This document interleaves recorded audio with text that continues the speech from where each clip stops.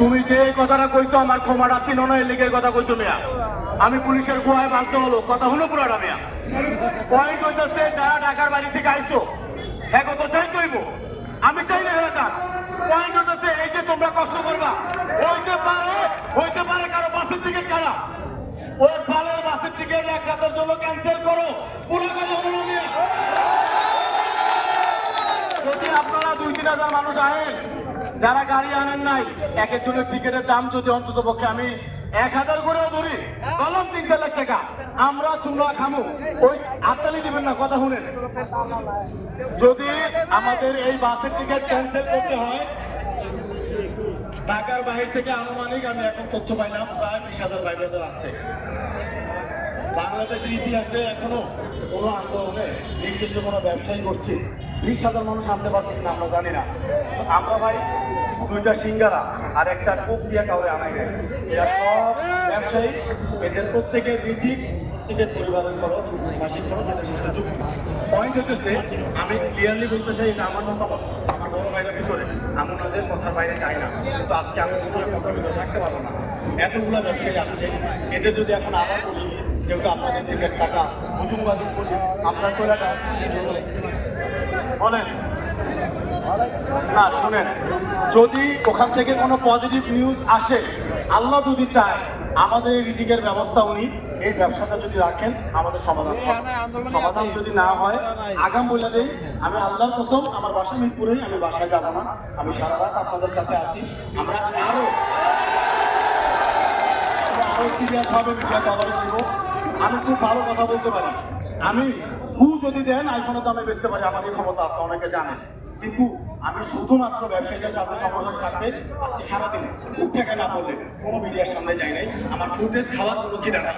আমি ওই পুরোটাই পড়েছিলাম আগার গায়ে তোলাটা, যাতে এই জায়গাটা যতক্ষণ পর্যন্ত আমরা দূরে রাখতে পারি, একটা প্রেশার তৈরি করতে পারি, আমাদের সংগঠনের জন্য আন্দোলনের জন্য ভালো আন্দোলন তীব্রতর হয় এবং চেষ্টা করি কোনো ব্যবসায়ী যাতে কোনো পথচারীর সাথে কোনো খারাপ ব্যবহার না করেন, কোনো রুগী থাকলে স্কুল কলেজে গাড়ি থাকলে ব্যবসায় রাখেন।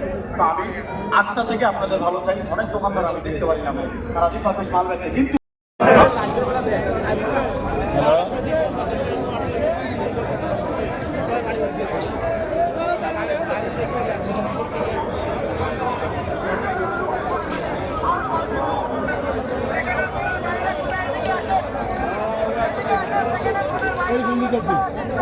আমরা ভালো লাগে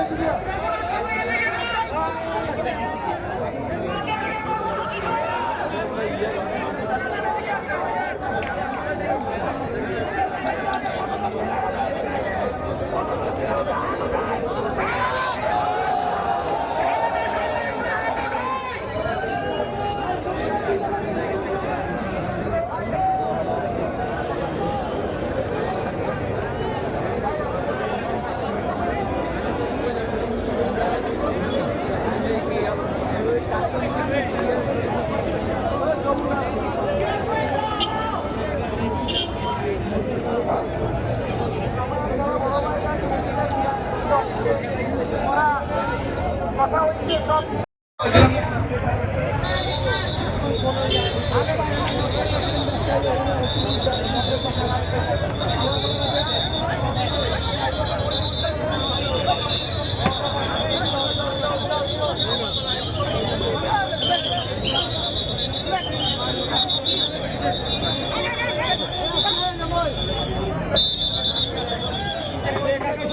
চলে তাহলেই তো যাবো আমরা।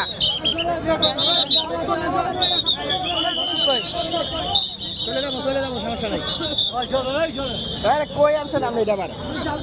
হ্যাঁ রে মিয়া।